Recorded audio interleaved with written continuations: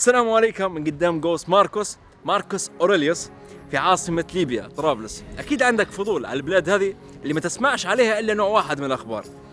عشان هيك اليوم الفيديو حيكون مختلف. الفيديو هذا مش حتلقى كيف على اليوتيوب.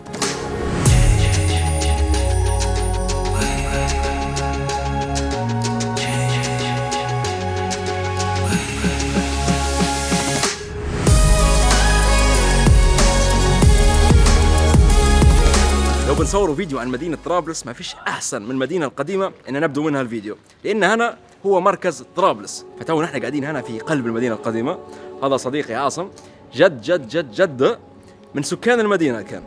مظبوط، وانتقلوا بعدها من المدينة القديمة لخارج المدينة القديمة. حنتلاقوا توا بواحد من الشباب اللي ما زالوا لعند اللحظة هذه من سكان المدينة، لأن ما فيش أحسن من إنك تشوف المدينة بعيونها لها. يا مرحبا، أهلا وسهلا. معكم عبد السلام عمر شقلي من سكان المدينة القديمة. عبد السلام تعرفت عليه أمس لما جيت الاحتفالية بمناسبة صيانة بعض شوارع المدينة.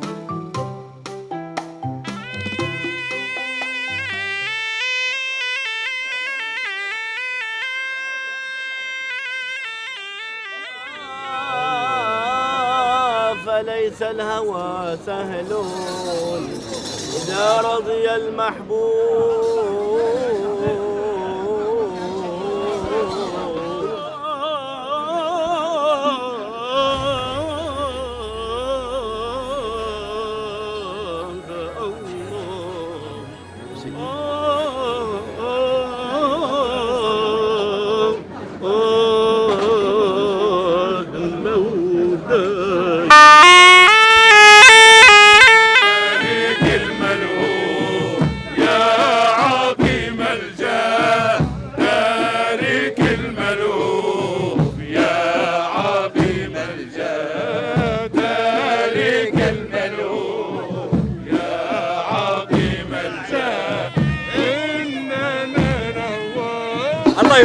الله يبارك، الاجواء مش عاديه. شوفوا طلعوا من عند غادي، من عند سوق الذهب بالمانوف، ومستمرين اهل المنطقه والفرقه بالعزف لان ما وصلوا توا لعند الجامع. هنا جامع سي عبد الوهاب من اقدم جوامع طرابلس.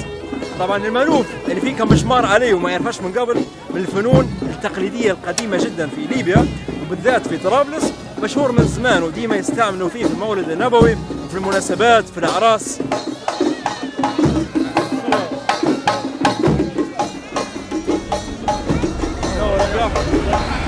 توا خلي نردوا لجولتنا بين زناقي المدينة القديمة.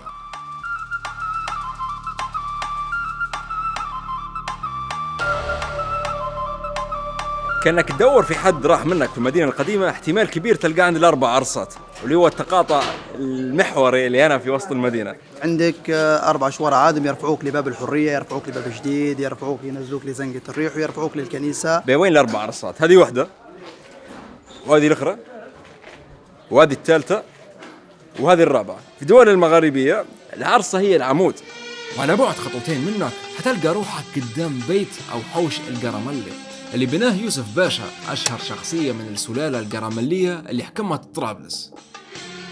وإذا تزيد تتمشى شوية حتلقى روحك قدام كنز من كنوز شمال أفريقيا، جامع الناقة. هذا أهم سؤال تم يذكره. علاش تسمى جامع الناقة؟ جامع الناقة هدايا سمي جامع الناقة هذا في دخول مرور الفاطميين من تونس ومرورا على ليبيا وماشي لمصر. ريحوا هنا في طرابلس. لما ريحوا في طرابلس كرموم أهل طرابلس. لما كرموهم أهل طرابلس لما جو بيرحلوا قالوا شنو بنكرموا احنا أهل طرابلس؟ قالوا نهدوا لهم ناقة من المال. المال هذاك الوقت شنو بيكون الله أعلم، لأن دوة هدية في 300 تقريبا و60 هجري. لما أعطوهم الناقة هدية شنو صار إنه هم قالوا تشاوروا إنه شو بنديروا بها هدية؟ قالوا نديروا بها جامع. داروا الجامع سموه جامع الناقة. حمولتها فيها مال. أوكي. المال اللي فوق منها ناقة محملة بالفلوس. بالمال. لا الله أعلم شو بيكون هذاك الوقت. أوكي. المهم حاجة تساوي حاجة تأمين الله أعلم شنو هي. احنا قاعدين نبحثوا بهيك شيء ما يقولش حاجة. نعطيك رقمي بعدين، عرفت؟ المهم يا سيدي داروا بها هذا الجامع وبعدها نمشوا لمصر وداروا الجامعة الأزهر غاديكاية هوني. يعني هذا أقدم من جامع الأزهر ب7 سنوات. الجوامع كلها خير وبركة، بس هذه حاجة للتاريخ، هي تاريخ. ليبيا ما فيهاش بس أعراق مختلفة، ليبيا فيها حتى أديان مختلفة. زمان كان عندنا يهود هنا وكانوا جزء مهم من المجتمع الليبي. لكن في فترة الستينات وفترة السبعينات تم طردهم من البلاد بسبب الأحداث اللي كانت تصير في فلسطين وقتها الشعب الليبي انفعل واجد وكان متأثر باللي صاير في فلسطين، مع أن هذه يعني لا تزر وازرة وزر أخرى. هذول كانوا من المجتمع الليبي ولكن طلعوا من البلاد ومشوا هاجروا إلى فلسطين المحتلة. ففاضل بعض المعالم اللي هي يعني لها تاريخ قديم موجودة هنا في المدينة القديمة، توريك التاريخ والإرث الحضاري اللي عندنا. ورانا هنا المعبد اليهودي، تخيل أنت معبد له مئات السنوات، وتلقى فوقه نجمة داود مديورة على الجهتين، واحدة هنا وواحدة غادي، والوصايا ال10 ومكتوبة باللغة العبرية. طبعا بعد سنة 2011 بعد الثورة جاء اليهودي هذا فحاول انه هو يقتحم الكنيسة هذه وعلى اساس انه هو يبي ينظفها وكذا، لكن احنا تفاجأنا انه هو اللي جاي بينظف مفروض يجيب يعني ادوات للتنظيف مش ادوات للحفر. فاكتشفنا عنده احنا باله وفاس باللغة العامية متاعنا احنا، يعني ادوات متاع حفر ماهيش ادوات متاع تنظيف. فتم التعامل معه وتم طرد هذه القصة. تو شنو بيكون؟ اعتقد ان يصينوا فيها في صيانه من اداره المدينه القديمه طرابلس، وقايمين بالصيانه ويحاولوا يردوه للشكل نفسه، يعني يحاولوا يرمموه، جايبين مختصين ومهندسين يحاولوا بقدر الامكان انه هو يخلوه زي ما هو، يعني ما يغيروش فيه مع المشية.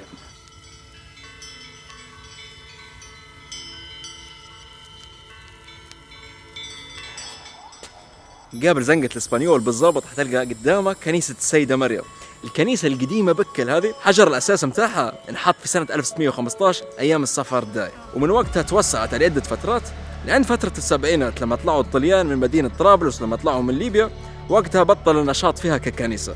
ولكن مؤخرا بدوا إن المسيحيين اللي مقيمين في المنطقة هنا يرتادوها. لا إله إلا الله، قاعدين نصوروا قدام الكنيسة وأذان الظهر يذهن قاعد تسمع من أكثر من مكان. طبعا عدد الجوامع الله يبارك هنا ما شاء الله، عدد جوامع كبيرة في المدينة القديمة. عمرك شفت حد يرتاد هالكنيسة؟ يوم لحد يوم لحد يوم لحد في حركة بدأت مؤخرا عليها، حركة بسيطة قصدي سمر البشر، عرفت 5-6 أنفار من الجنسيات الأفريقية. أوكي.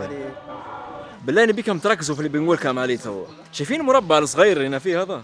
مربع الصغير هذا ورايا بنك دي روما، مصرف روما، بنك روما، ومقابلة بالضبط دار كريستا واللي هي الكنيسة اليونانية، وجنبها غادي مقابلها كنيسة السيدة مريم، كنيسة قديمة بكم من العهد العثماني. يعني الساحة الصغيرة هذه فيها 3 معالم رئيسية من أهم المعالم اللي في شمال أفريقيا، مش بس في ليبيا ولا في طرابلس. تو حاليا بنك دي روما ودار كريستا تحت الصيانة. الواحد يتمنى أن يتم افتتاحها وتطلع بصورة جميلة، لأن مكان زي هذا ممكن يكون يعني مقصد سياحي رهيب جدا. اللي يقول لك ليبيا ما فيهاش بيوت ثقافية يبقى غلطان. أنا تو في بيت اسمه بيت اسكندر، وهذا من أعرق البيوت التقليدية والقديمة في المنطقة هنا. الحي الأوروبي هذا يعتبر من أرقى الأحياء اللي موجودة في المدينة القديمة. سمي الحي الأوروبي لأن أغلب القناصل مثل القنصلية الفرنسوية، القنصلية الإنجليزية، اسبانيول، زنقة الفرنسيس، سانتا ماريا. شيء ثاني حتى يتلاحظ أن المدينة القديمة كانت في وسطها التعايش، يعني المعبد اليهودي والكنيسة والمساجد كلها في مكان واحد، لأن كان في تعايش. المكان اللي أنت توا واقف فيه يحكي قصة عصور. هنا مروا العثمانيين والطليان ومقابلهم حتى. طبعا البيت هذا طبعا جاليري صغير، هو فهمت جاليري خاص بمجموعة لوحات، لكن هذا البيت طبعا مصنف ما هوش بيت طرابلسي الأصل، لأن المنازل الإسلامية أو المنازل العربية تلقى فصلها خصوصية. فهذا أنت أول ما تدق في الباب يبان لك الصدر، فهذا ما هوش بيت عربي، فهذا موركسي. شيء ثاني عند البيوت العربية تلقاها من الشبابيك متاعهم تفتح عليه داخل البيت مش خارج البيت. تلقى فيه مجموعة تحف أنتيكات وفيها طبعا لوحات من مختلف المناطق زي تونس، زي العراق، زي الجزائر، زي ليبيا. هذه من تونس ملك عبد الله، هذه حتى شهلة، هذا مراد الحرباوي معروف في تونس. الفكرة من الميوزيوم أو بيت اسكندر للثقافة والفنون هو أعطاه فكرة على أشياء بدأت الجيل الجديد ما عادش يعرفوه، ما يعرفوش حاجة اسمها مثلا بحريبة، ما يعرفوش حاجة اسمها صندوق اللي بتاع زمان، ما يعرفوش حاجة اسمها الصاقة، ما يعرفوش حاجة اسمها الغانجو. باب الخوخه اللي معلق فوق. ففي اشياء هذه الصغار يجوا يسالوا عليها نقول لهم احنا هذه طبعا قطعة أصلية، زمان كانوا يستعملوا فيها القناصلة، يفتحوا فيها زي الطاولة يكتبوا عليها في الرسائل والخطابات. هذه مش بتاع ارك طرابلس، لوحات في قمه الاهميه يعني. كثير امور يعني تلقى فيها اشياء جميله. حياه طرابلس زمان وحياه الليبيين كيف بالطريقه هذه. شوفوا السيد، اللوحه هذه مشهوره وفيها سر لانها عالجت قضيه العنصريه بطريقه غريبه. فاللوحه هذه من اشهر اللوحات، فهمت كيف، وذو قيمه يعني. بارودي هذا طبعا هو اللي حرك واحد من الاشخاص او سبب في ان تكون طفره الفن في ليبيا بالطريقه هذه، لان انسان عصامي يعني ما هوش انسان عادي جدا. حتى لوحاته شوف الوانه، وكان يعتمد على المدرسه التقزيميه، يعني تحس ان الاشخاص كلها صغيرين مقزم يعني تحس لو كان جيت تقسم انت حتى الواحده كل بارت فيها قصه. هذا من الاشخاص طبعا او نسوينا دابا طالعين من الحمام. ففي اللي يقول لك لا هذه اللوحه ما هيش ليبيه، هذه من مصر زي هذا ما كانش، لا هذا موجود، لان احنا توصلنا وتبعنا فكره اللوحه. وهذا طبعا حياه المدينه القديمه، ففي الحشمه وفي اللي طالعين من الحمام ويعاكسوا في هذا بتاع الورد مانيش عارف بيديروا بيه. فتلقى شوف، فهذه كل جزء من اللوحه تحسها لوحه بروحها في حد ذاتها. ويلعب على الالوان. فهذه قيمه محمد البارودي. محمد البارودي فنان بالفطره.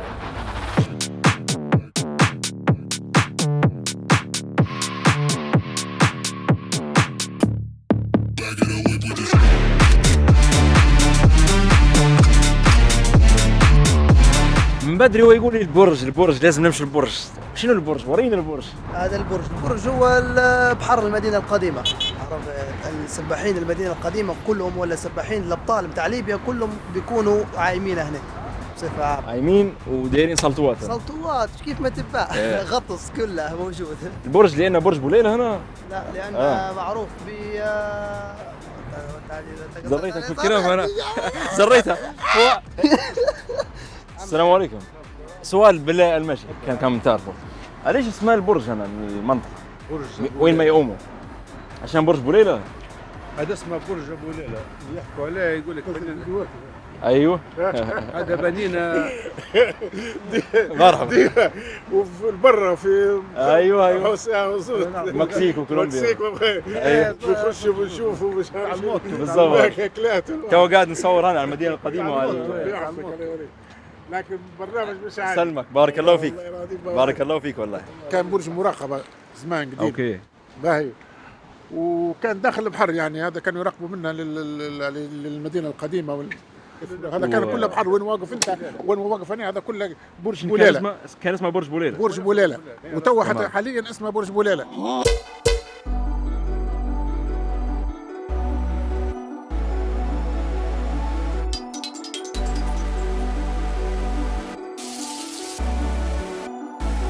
طياريات شنو ولا الجو يسفى هو. ورينا. لا وريك شنو بنموت ولا شنو.